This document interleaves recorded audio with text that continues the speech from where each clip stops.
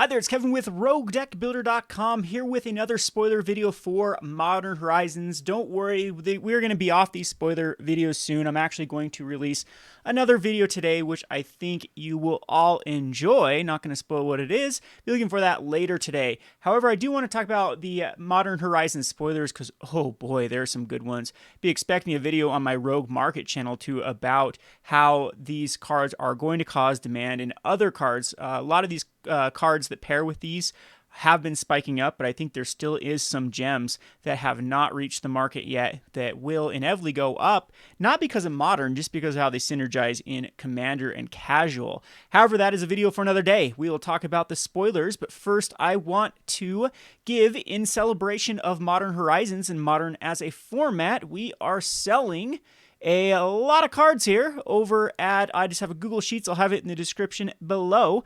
You can find these cards. We are asking for the difference between the TCG market price and the highest buy list. So if you remember, my buddy had a collection he was selling to fix his roof back before Christmas, I think it was, and we still have some left over. He still needs to pay off that roof, so we're going to help him out and get these cards sold. These are all Modern staples. I think there's a few Commander cards mixed in the mix here, but these are going for the price in the red here. So the difference between the TCG market price and the highest buy list we could find is the asking price. If you send the money, friends and family, PayPal, I will give you free shipping for these cards. Otherwise, I'll do free shipping over $20 or more. So anyway, take a look. I'll have the link in the description below for the cards that we are selling. There are some very good prices. Some of these prices have not been updated, so I'm sure there's some deals that I've missed here. Feel free to scalp them. Feel free to purchase these cards. Most of the cards are lightly played or better. Remember, this is a player's collection, so they have seen play. However, most of the cards are very close to near mint. Otherwise, they'll have a notation in the column. Alrighty, so back to the spoilers here. We have, again, some goodies, and I still want to call this Commander Horizons rather than Modern Horizons. There are some, flavorful cards from Modern for sure. There are some cards that probably will lead to some brewing. I'm not quite sure if it's going to shake up the format because Modern is a pretty well-established format. It's tough it's very aggressive. There's combo elements, there's control elements. It's going to take a lot for cards to actually be pushed into the Modern format. But Commander, oh boy, Modern Horizons is just it's catnip for Commander. There are a lot of goodies in this set. Let's start off with Etchings of the Chosen. A 3-mana enchantment. As it enters the battlefield, you choose a creature type, and creatures you control of the chosen type get +1/+1. You can sacrifice a creature of the chosen type, and target creature you control gains indestructible. So it's an anthem that also protects against board wipes. Pretty good card. I don't know if this would replace some of the other anthem effects in the tokens list. Most of tokens lists run almost exclusively spirits. You'll find some non-spirits by different planeswalkers generating. But I mean, you're still looking at Lingering Souls as the biggest producer of tokens for the black-white tokens. But yeah, I think that it's a bit of a stretch for a 3-mana anthem to see play, but it's still a neat little card. Definitely going to see play in various Commander decks. I would assume the vampires will want this. The Sorin or Edgar Markov decks will absolutely want this. Choosing vampires and then it protects against board wipes. Very, very good card for that. All right, the next one is the Scrapyard Recombiner. This one does seem pretty interesting. I don't know if it wants to be in like a Hardened Scales Affinity, but the thing that is really good about the Scrapyard Recombiner is one of the best cards is going to be the Arcbound Ravager in various affinity decks. It can also get some of the Lords like Master of Ethereum or the Steel Overseer. So it's always good to maybe sacrifice like a Hangerback Walker, go get search your library for a construct card, reveal it, and put in your hand. So it's got to be a construct. Yeah, so it's not going to be able to get the Ethereum, but it will be able to get Steel Overseer or Arcbound Ravager. They're both constructs. And you put it into your hand, and then it gives you one of your better cards that you can and you can sacrifice itself. Yeah, so it can actually sack itself. So I think Commander players are going to want this. Modern, it does seem plausible. Usually they want to be lower to ground, converted mana cost, but it is definitely a nice brew round card, a nice feel for the set. Next up, we have Ranger, Captain of Eos. So I play Ranger of Eos very, very religiously in 2 different decks. I play in a Soul Sisters build, and I also play in a Martyr Proc deck. I don't know that this card is good enough because the whole point to Ranger of Eos is to get, it gives you the card advantage of 2 cards. I think that this needs to be a little pushed over the top to, I mean, 1 mana is definitely worth 1 more card out of your deck. This one only gets you 1 creature with converted mana cost or less, and then you can sacrifice it and your opponent can't cast non-creature spells this turn.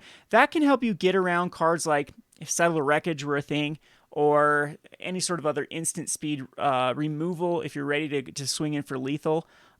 Or you can actually sacrifice on your opponent's main phase, and then they can't cast other board wipes, sorcery speed board wipes on their turn. So interesting card. I think it's more of a sideboard card for that reason. Maybe you could say in a combo-based deck that requires converted mana cost 1, I can go get cards like the Walking Ballista, so possibly going like a Vizier combo, but I think it's just too narrow at that point. It is a good card though, 3/3 for 3, and another card off from your deck. Yeah, I don't know. It's right on the verge of playable. As far as Commander's concerned, absolutely Commander decks are going to want this. There are a lot of powerful combos to find converted mana cost 1 creatures. I have plenty of them. My Teysa Orzhov Scion is always looking to go get Gravecrawler, for example. This is just another way to go get Gravecrawler in that deck, and very, very good card to do so. So Crypt Rats is coming to Modern. This is a Pauper staple. It is actually a decently expensive Pauper card, and it pairs well with the kind of the well, I guess you'd have to generate more mana. Like, I'm expecting to see Cabal Coffers now. I really think Cabal Coffers is going to be printed now with Crypt Rats. Yeah. I don't know. They missed it last time. I think they want it in Modern. So I think get ready for the Cabal Coffers. And you have the Urborg Tomb Yawgmoth. Vesuva at that point can go up. Thespian Stage. I don't know if those type of decks would actually want either one of those in. I mean, it can copy your coffers, which is pretty good once you got it going. So I think this is Signal. They didn't have it in the last master set. I think this is the place for the coffers. So Crypt Rats could easily go in a coffers deck. Will be interesting to see that. This is a good addition. Commander decks play it. Pauper decks play it. All right, now we're on to one of the juicier cards from the set. This is Planebound Accomplice. Planebound Accomplice is 3 mana for a 1/3, and then you can use a red. You may put a Planeswalker card from your hand onto the battlefield and sacrifice the beginning of next end step. This card's busted. This card is absolutely busted. If there's any card that I think can lead to some broken things in Commander, or in Commander, absolutely, but into Modern, it's Planebound Accomplice. There are some incredibly expensive Planeswalkers that you just need to activate them one time to get a ton of value off of them. Think of the Chandra from Oath of the Gatewatch. Think of some of the Nicol Boluses that have been printed, especially the expensive ones. This, and then if there's ways to flicker the Planeswalker, it becomes a new target, and therefore you don't have to sacrifice it. So think of things like Ghostly Flicker can hit Planeswalkers, right? I can't remember. Yeah, it does, right? Just permanent. So those type of decks, I think, could easily see play with a Planebound Accomplice. This one is probably one of the better cards spoiled. People might argue with me that it's a 1/3 body, but you just have to. This is 4 mana to put a Planeswalker from your hand onto the battlefield.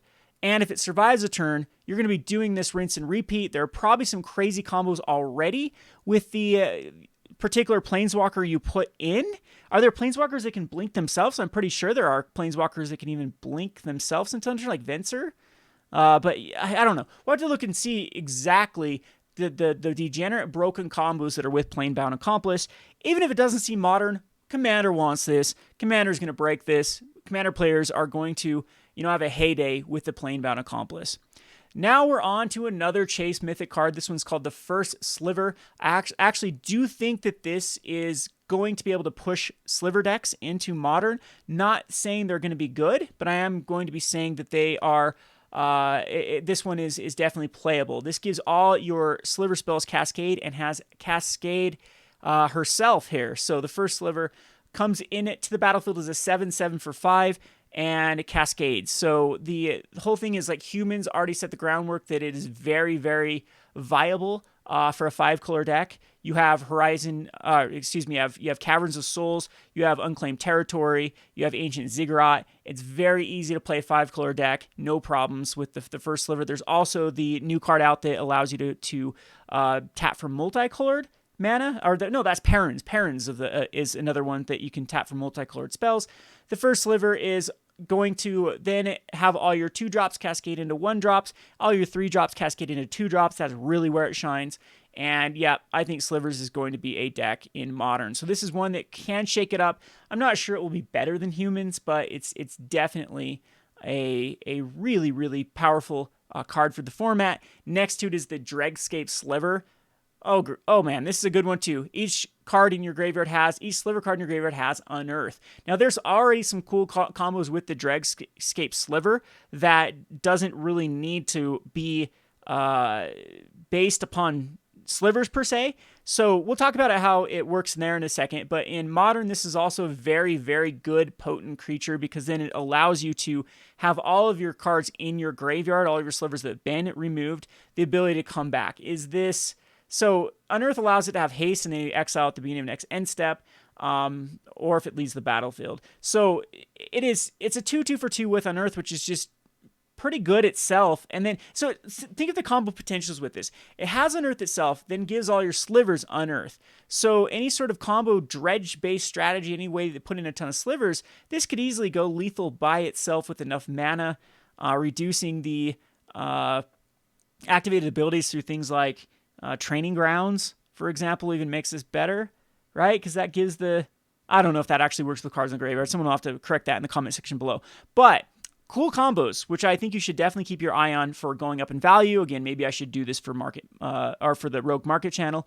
Is it called Conspiracy? I think that's the card where you name a creature type and all creatures in your graveyard, hand, and library become that type. And of course, then you could do the arcane, or the one that came out of Ixalan, the arcane adaptation can work with it.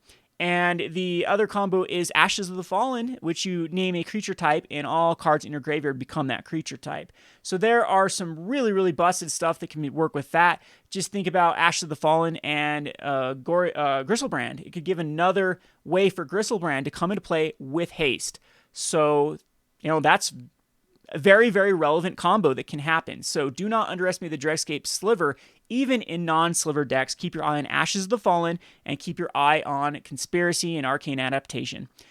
Next one is Lava Belly Sliver. This gives Impact Tremors, which is whenever this creature enters the battlefield, it deals 1 damage to a player or planeswalker, and you gain a life. So player or planeswalker and gain a life with the Lava Belly Sliver. Very good with token slivers, very good with, what's the card where you name a creature type and all of those creature types come back from your graveyard to the battlefield? Look for that particular card to, what is that one called? I know it's out of Onslaught. We'll have to look at that. I expect that card to be going up too. There are plenty of other cards that revive a bunch of, think of Return to the Ranks, think of Rally the Ancestors. You could build a sliver-based deck with Rally the Ancestors, for example. Pretty decent card. This has potential. This is definitely going to make sliver decks even better in Commander. They're already pretty good, but this one's a very, very good one. Then we go on to the Tempered Sliver, which slivers creatures you control deal whenever they deal combat damage to player, put a +1/+1 counter on it. Pretty decent. Works in +1/+1 strategies. I think a couple other slivers have +1/+1 strategies, I believe. Yeah, I think so. We'll have to look back at it. But man, slivers get a huge boost. I'm sure we'll see a common run of slivers, probably ones that want to be reprinted in the set, maybe Muscle Sliver, which is not modern legal at the moment. If Muscle Sliver does get printed, then Slivers absolutely is a contender for modern. All right, then we have this one, I believe it's called Avatar, is the Avultar. I guess that's how you actually pronounce, or I don't know how it actually translates. So this is actually, do not underestimate this card. I think this card's actually pretty decent in a stompy-based strategy. Maybe like, do you know what I thought about this? Like a tokens stompy. I don't know, there might be better ways to do this because we already have like the Triumph of the Hordes. But what's good about this is if you just want to do 6 damage, turn a 1/1 into a 6/4, you can do it. So until end of turn, target creature you control becomes a worm with base power and toughness of 6/4. And then you can overload it for 6 mana. So not terrible for... These cards have existed in the past. What I like is the flexibility of overload with just the green. So too bad this wasn't Pauper or common. This would be really fun in Pauper for sure. And there's already a green tokens deck in Pauper, and it actually does generate mana pretty decently. I mean, you can actually go that route. Yeah, I don't know. Curved with right, plus this, plus a bunch of tokens could be the win con. At that point, there's tons of them, though. Just another weapon in the arsenal. I do like the flexibility of just turning this into a 6/4. Unfortunately, it's not instant speed, so you can't use it as a blocker. But having something do 5 damage is not a bad trade in the format. If you even turning a Birds of Paradise into a 6/4. So, and it still remains with flying. Not a terrible card. I would not be surprised if it does see some sort of play. I actually think this is commander playable, very much so too, in a tokens or else-based strategy. Another Triumph of Horde type card.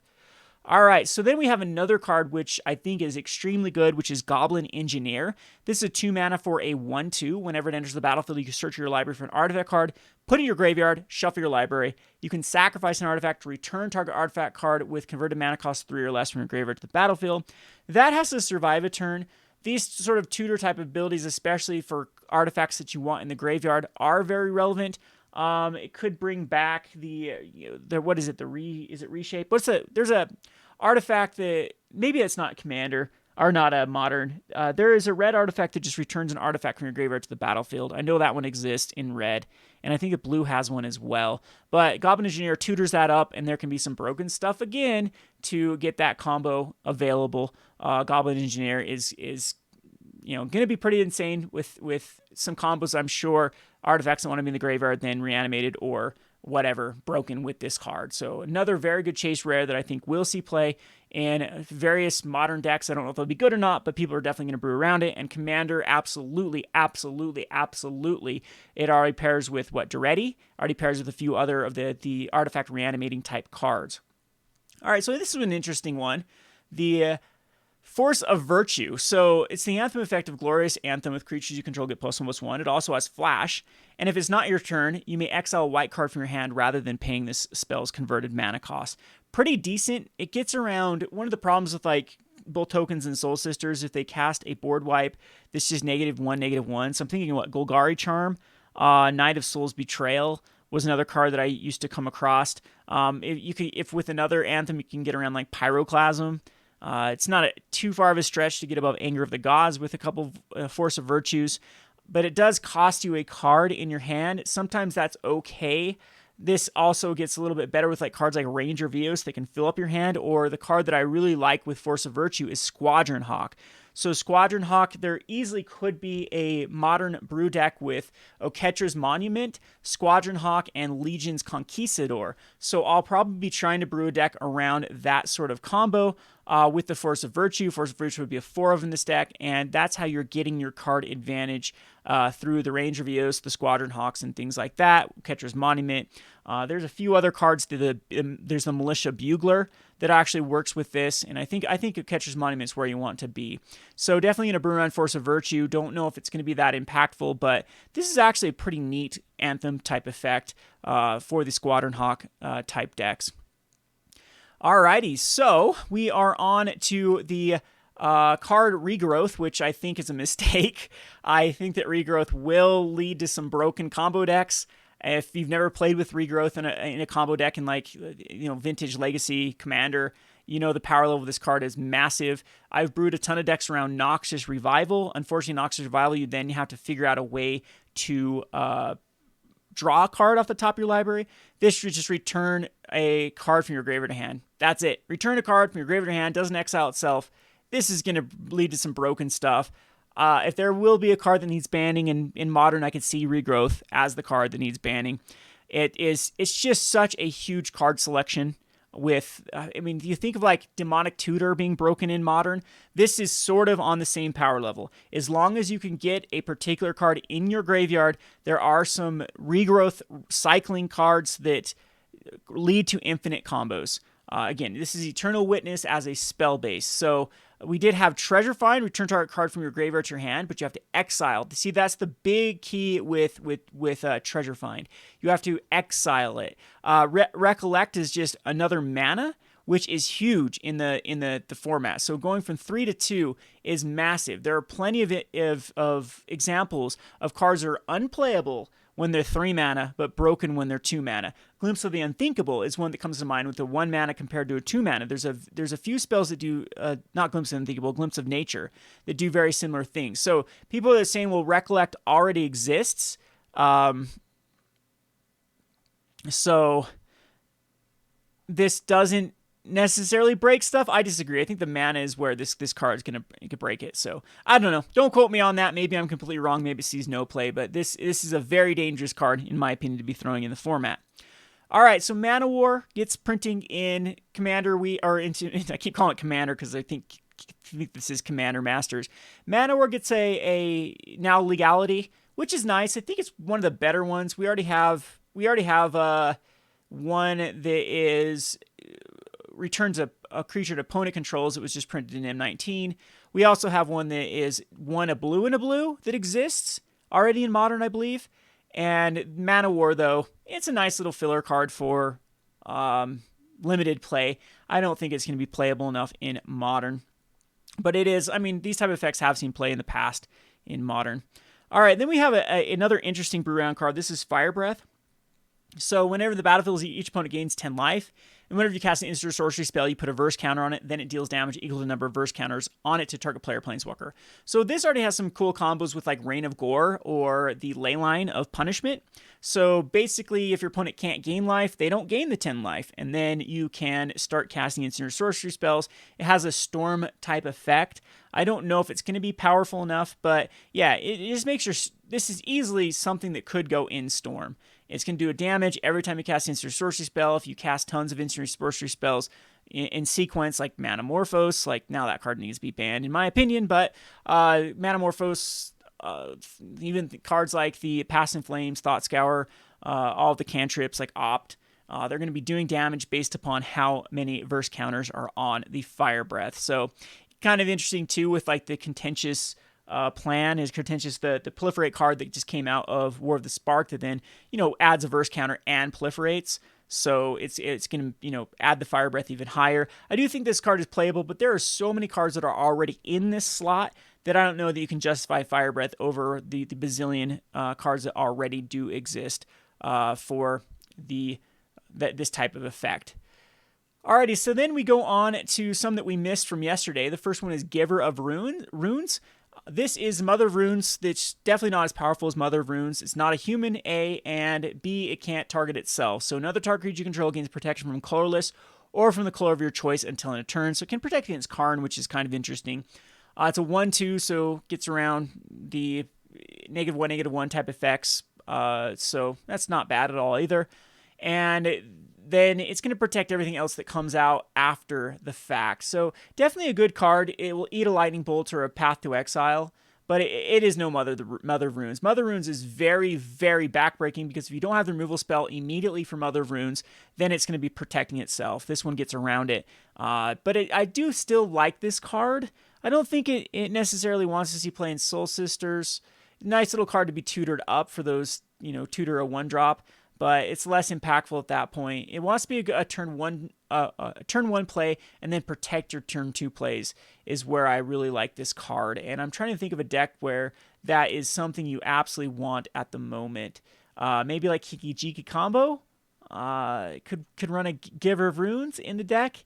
Yeah, that's probably the better place that I'd see that is definitely protecting the combo-based decks. So the Vizier combo, again, would be something maybe that this card wants to be in. All right, the Scour All Possibilities, a scry 2, then draw a card with flashback. This card's actually quite interesting because it is, I think it's just strictly better than like Anticipate. It doesn't have instant speed though, but you're scrying 2, then drawing card. That's preordained right there. And then it's got flashback for 5, which isn't terrible with Barrel or Goblin Electromancer brings it down to 3 mana. So it could definitely go into Storm. It has flashback on its own. So definitely a playable card. Pauper, it gets very interesting as well. I don't know how much the flashback will... yeah, I like it better than the Think Twice. And Think Twice does see play. I don't know. Is it better than Think Twice? I do think it's better than Think Twice. Because it's just... the Think Twice is what? 3 mana for the flashback? And it's the same? Yeah. So yeah, this card definitely will see play in Pauper. And it's a great card for Modern, at least in the Storm. I do think would maybe want a couple copies. They have that kind of flex spot where they have like pieces of the puzzle sometimes, and maybe this is just strictly better. I don't know. All right, so Spore Frog is the last card that we got to. This has a whole entire deck built around it in Pauper with Tortured Existence Fog. So it's the Fog Frog, and there are a lot of combos already that can recur cards from your graveyard to the battlefield, rinse and repeat. It's kind of neat too in sacrifice-based decks, so anything that triggers off sacrifice. So Fog, any sort of or deck that wins by combat damage that can't deal with the Spore Frog, this could definitely, where you can then recur the Spore Frog. Anything like the, Mimic Vac that can throw a Spore Frog on Mimic Vac is kind of neat. Those type of, frog on a stick. Commander has a bazillion combos that I'm sure are legal in Modern right now. It was getting kind of expensive. I think it was around $3. So this is a good little reprint for the Frog. Mainly expensive because both Muldrotha and Marin decks run Spore Frog. So Muldrotha decks are going to be the most played commander of all times. It's going to eventually pass up Atraxa if you look at the trends. So this is going to be a card with high demand. Wait for this card to crash, and I'd definitely pick these up out of bulk bins. But that's kind of it. Last one, at least, I still want to talk about these lands here. There have been some pushback on these lands of people thinking these are not good. If you've ever played Modern and seen how good Modern Horizons is, or Horizon Canopies is in the format, where people are like, oh, you have to pay life. The Pain lands are strictly better because you can tap them for a colorless. The only time Pain lands are better in Modern is possibly if you're in a control shell and have to worry about your life total. I could see the Pain lands maybe being better, but there's probably better lands that you want to get anyway, fetch and shocks. The other instance where I think that the Pain lands are better is just Eldrazi builds. That's it. These other cards are strictly better because card advantage has always been better than life total. Life total versus card advantage. And in Modern, gas is everything, and these lands are pure gas. The fact that they synergize with cards like Life from the Loam for Dredge is interesting. So I think Dredge will want these cards, all of the pairings that can go into Dredge. So right now, not very many. They'd have to have the other part of the cycle where you can get the red-green one. So the red-black one for sure. The rock strategies like Tarmogoyf decks absolutely want Nurturing Peatland. The Storm decks absolutely want Fiery Islet, or however you say that, I probably murdered that. A lot of the red-based, like if they go heavier on the red-based humans, that could go. I think Horizon Canopy is still better because it can hit your Noble Hierarch. But a lot of these, red-white deck, this one especially, Burn is going to want this Sunbaked Canyon. They're absolutely going to be playing the Sunbaked Canyon. Waterlogged Grove is probably going to go in the blue-green Bogles list. That is more heavy focused on having Curious Obsession in the deck.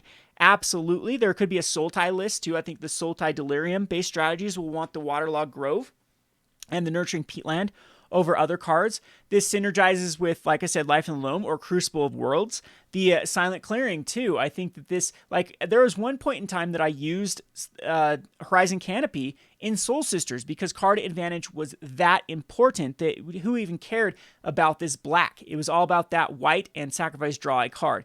People are underestimating these cards in Modern, and these are basically includes if you can afford them in Commander. What Commander deck does not want a way to pitch a land to draw a card? And there's, again, Crucible Worlds, one of the most played cards in Commander. These are so synergistic. The people that are saying that these lands are not the chase cards the land cycle, there is only one better land cycle that you can put in a set, and that is fetch lands. Or, of course, normal duels. Those are the only ones that I could see that you could justify saying that they would sell higher. They're not going to do the dual lands. They're going to save fetch lands, I guess, for another rainy day. Well, first of all, they weren't eligible for this because they are already legal in Modern. So we're going to probably see fetch lands in something else to sell a master set or whatnot.